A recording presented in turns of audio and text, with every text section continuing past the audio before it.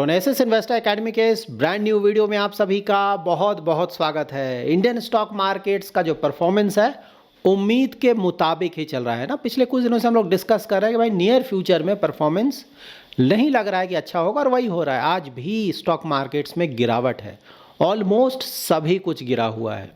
Video में जानने की कोशिश करेंगे कि स्टॉक मार्केट में चल क्या रहा है, आने वाले फ्यूचर में क्या हो सकता है। और यूएस और यूरोपियन यूनियन में भी ट्रेड डील हो गया है ना, लास्ट वीक हम लोग डिस्कस भी कर रहे थे, तो फाइनली वहाँ से अपडेट आया, उसके बारे में जानेंगे। और टीसीएस में ले ऑफ्स हो रहा है ना, काफ़ी लोगों को निकाला जा रहा है, ठीक है, तो उसके बारे में भी जानेंगे कि टीसीएस में क्या चल रहा है और बाकी आईटी कंपनीज में इसका क्या फ़र्क पड़ सकता है। इन्फॉर्मेटिव वीडियो है, पूरा देखें, अच्छी तरह से समझे, पसंद आए तो लाइक और शेयर जरूर करें। पहली बार हमारे यूट्यूब चैनल पे आ रहे हैं तो चैनल को जरूर सब्सक्राइब करें। आजकल यूट्यूब ने हाइप ऑप्शन भी स्टार्ट किया है ना, लाइक के पास आपको हाइप मिलेगा, तो वीडियो को हाइप भी जरूर करें। यहाँ पे आप इंडियन स्टॉक मार्केट का परफॉर्मेंस देख सकते हैं ना, large cap, mid cap, small cap, micro cap. तो ऑफकोर्स परफॉर्मेंस तो आपको ठीक नहीं लगेगा, पिछले कुछ दिनों से लगातार निगेटिविटी फैला हुआ है। सेक्टर और थीम भी देखें ना, यहाँ पे मतलब बहुत ज़्यादा निगेटिविटी, मतलब शायद ही आपको कुछ पॉजिटिविटी यहाँ पे दिखेगा। फार्मा थोड़ा आपको दिख रहा है, मतलब नीचे तो देखेंगे तो पूरा का पूरा ना रियलिटी, डिफेंस बहुत ज़्यादा गिरा हुआ है, और नीचे भी देखिए ना तो मेटल भी बहुत ज़्यादा गिरा हुआ, परफॉर्मेंस बिल्कुल भी नहीं आ रहा है, ठीक है। और अगर वर्ल्ड मार्केट्स देखेंगे ना तो यूएस मार्केट तो अच्छा कर रहा है, यूएस और ईयू का ट्रेड डील हुआ है तो ऑफकोर्स उसका पॉजिटिव असर। प्री मार्केट भी देखेंगे तो वहाँ का पॉजिटिव है। एशियन मार्केट्स मिक्स्ड है, ठीक है ना। देखिए हांगकॉन्ग का मार्केट का परफॉर्मेंस ठीक है, और ऑस्ट्रेलिया और चाइना का मार्केट भी थोड़ा ऊपर है, लेकिन जापान का मार्केट गिर गया है, ठीक है। जब हम ट्रेड डील के बारे में डिस्कस करेंगे ना तो फिर ये जापान का केस भी हम डिस्कस करेंगे कि यहाँ क्या हो रहा है। उसके बाद यूरोपियन मार्केट्स तो नेचुरली आपको पता ही अच्छा ही करेगा ना। तो देखिए यूरोपियन मार्केट्स जब भी आप देखें ना तो यहाँ पे आपको एफटीएससी को नहीं देखना है फिलहाल, क्योंकि वो यूके का मार्केट है। यूके का ट्रेड डील तो पहले ही हो चुका है ना, तो यहाँ पे ये जो ट्रेड डील हुआ उसका असर पड़ेगा लाइक डैक्स या फिर कैक या फिर एफटीएससी। तो डैक्स है जर्मन का स्टॉक चेंज, कैक है फ्रांस का, और एफटीएससी एमआईबी है इटली का। तो यहाँ पे रिलेटिवली आप देख रहे हैं ना कि पॉजिटिविटी ज़्यादा है। तो इंडियन मार्केट्स में क्या चल रहा है, तो देखिए इंडियन मार्केट्स में वही दो फैक्टर्स हैं जिसके बारे में फिर से मैं डिस्कस करूंगा। रिजल्ट्स ना, कोटक महिंद्रा का result Saturday YouTube live stream में भी मैंने बताया था, अच्छा नहीं है, मतलब खराब बोल सकते हैं, अच्छा क्या खराब था, ठीक है। तो आज उसका स्टॉक भी देखेंगे ना, बुरी तरह से गिरा है, ठीक है। और मतलब बैंकिंग में ना आईसीआईसीआई का तो ठीक ठाक आया था, बिल्कुल सही बात है। एचडीएफसी का ओके शॉर्ट था, और उसके बाद कोटक का देख ही रहे हैं, एक्सिस का भी अच्छा नहीं था, और ऑफकोर्स छोटे छोटे जो बैंक्स का आ रहा है उनका भी कोई खास रिजल्ट आ नहीं रहा है। आईटी तो पूरा खराब ही आता है, खासकर जो बड़ी कंपनीज़ हैं, आईटी की जो बड़ी बड़ी कंपनीज़। तो इसके कारण मार्केट में थोड़ा निगेटिव माहौल है, क्योंकि देखिए वैल्यूएशंस तो ज़्यादा है, ठीक है। और इस तरह के हाई वैल्यूएशंस को आप तभी जस्टिफाई कर सकते हैं जब आपका जो अर्निंग ग्रोथ है, प्रॉफिट ग्रोथ है कंपनीज का, वो अच्छा आएगा। तो अगर वहाँ पे कुछ अच्छा न्यूज़ नहीं आएगा तो नेचुरली मार्केट के लिए बहुत बड़ा नेगेटिव है। इसीलिए आप देख रहे हैं ये एक बहुत बड़ा फैक्टर है जिसके कारण इंडियन स्टॉक मार्केट में प्रेशर बना हुआ है। उसके बाद सेकंड है ऑफकोर्स यूएस और इंडिया ट्रेड डील। लग तो नहीं रहा है फिलहाल, मतलब हो जाए तो बहुत अच्छी बात है, कुछ और दिन बचा हुआ है, लेकिन फिलहाल नहीं लगता है कि होगा। और अगर नहीं हुआ तो ऑफकोर्स ट्रम्प को आपको पता है ना, इंडिया को लेकर तो आजकल वो कुछ ज़्यादा ही ना निगेटिव है।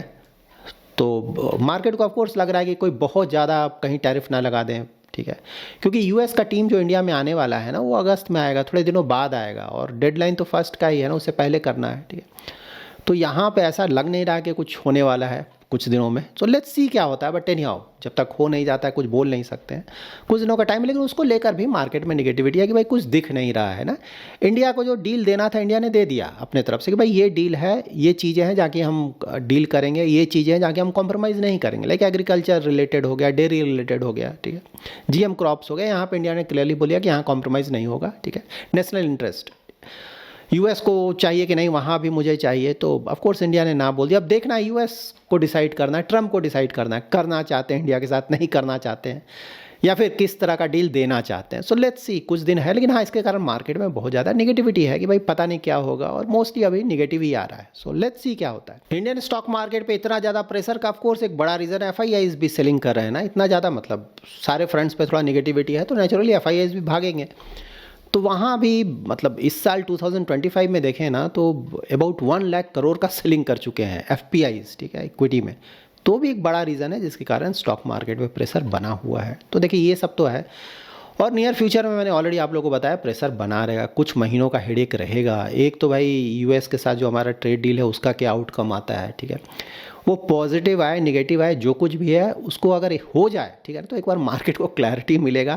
तो मान लीजिए नेगेटिव आता है तो मार्केट और ज़्यादा गिरेगा 1-2 दिन, और उसके बाद मार्केट को क्लैरिटी मिलेगा, उसके बाद थोड़ा आप देखेंगे थोड़ा पॉजिटिविटी आएगा उसके बाद, ठीक है।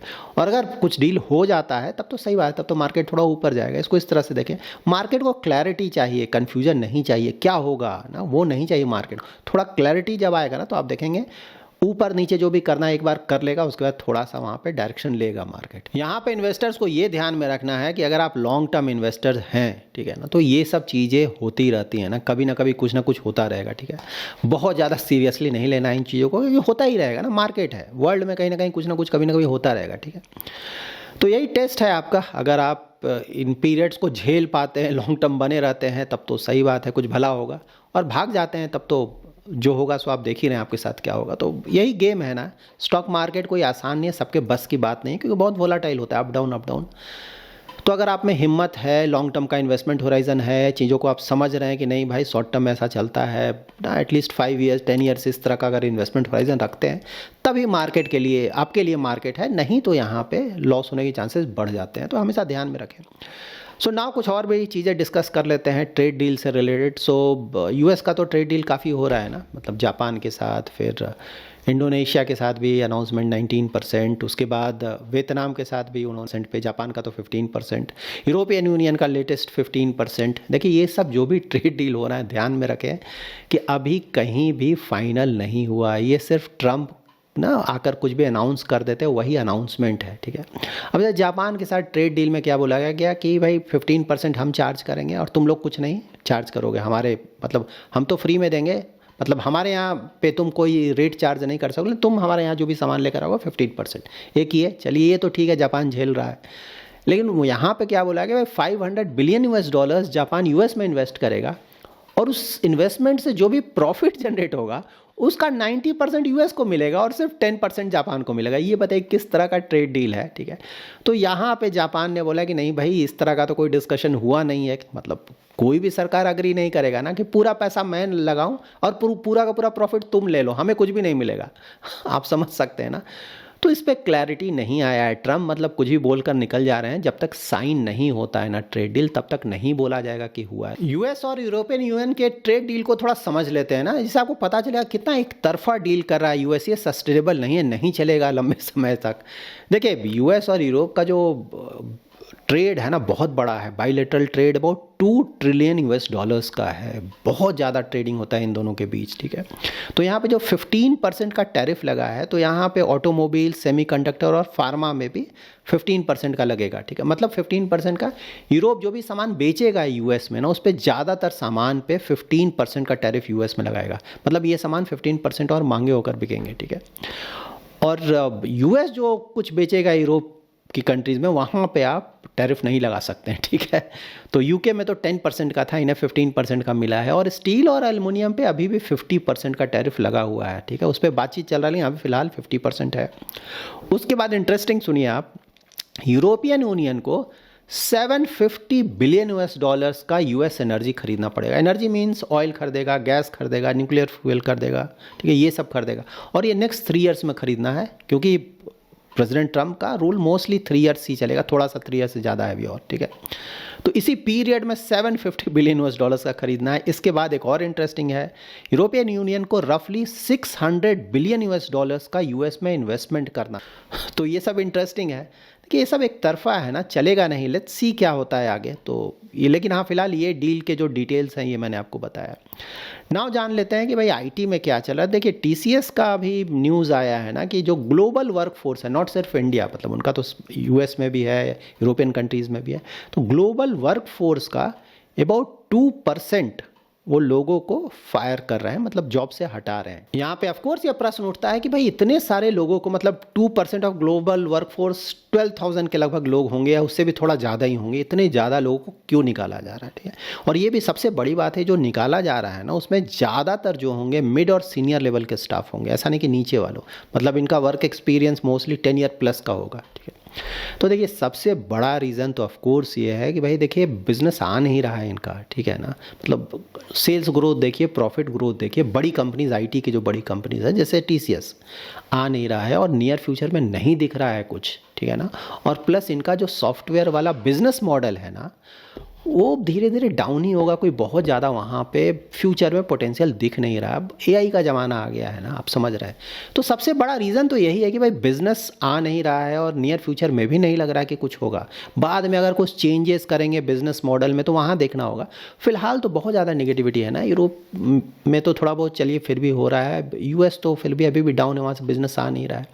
और प्रॉब्लम क्या आ रहा है कि भाई जब इस तरह का ग्लोबल इकोनॉमी में इस तरह के हालात हैं तो ऑफकोर्स जो आपके क्लाइंट्स हैं वो बोलेंगे कि भाई प्राइसिंग और कम करो, कॉस्ट को कम करो, मतलब मैं इतना पैसा नहीं दूंगा, ठीक है ना, और पैसा कम करो। तो वहाँ पे भी माना जा रहा है 20 to 30% कॉस्ट रिडक्शन का रिक्वेस्ट आ रहा है क्लाइंट की तरफ से। तो मार्जिन्स पे आपका असर पड़ेगा, सेल्स हो नहीं रहा है, क्या करेंगे आप, ठीक है।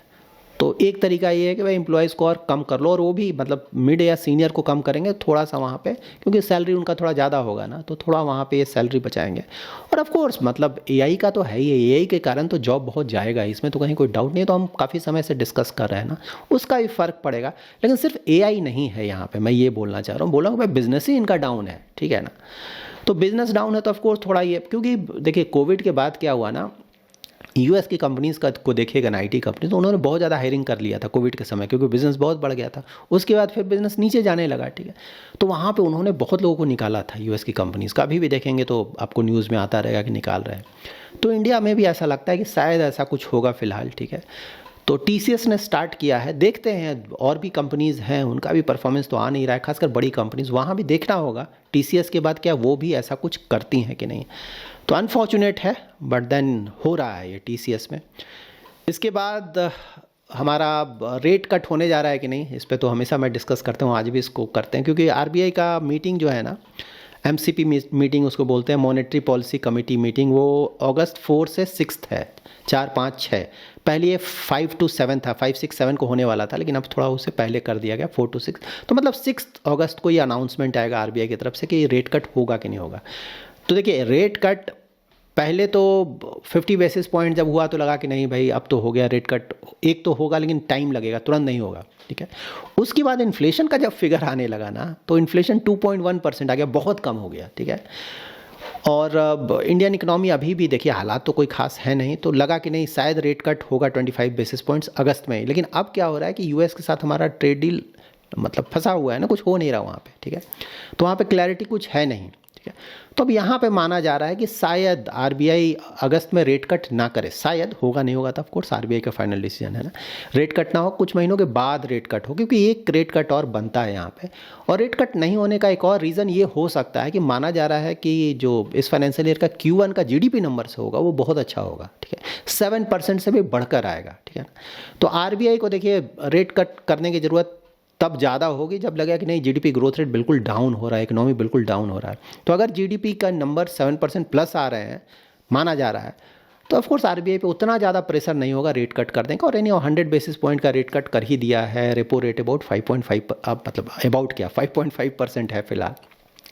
तो यहाँ से एटलीस्ट एक रेट कट और बिल्कुल लगता है, कब करेगा ये तो आरबीआई का description, so let's wait and see. तो उम्मीद कम है इस बार, ठीक है, करने का तो आरबीआई बिल्कुल कर सकता है, लेकिन उम्मीद कम लग रहा है कि अगस्त में ही एक रेट कट होगा, और होगा तो वही 25 बेसिस पॉइंट्स का होगा। तो देखते हैं क्या होता है, ठीक है। तो देखिए यहाँ पे इंडिया में आपको हमेशा ध्यान में रखना है ना कि जैसे डेवलपिंग कंट्री है तो जो रियल रेट होता है, रियल रेट का मतलब कि इन्फ्लेशन कितना है और आपका इंटरेस्ट रेट कितना है। तो इंटरेस्ट रेट में जब इन्फ्लेशन घटाएंगे तो आपको रियल रेट पता चलेगा।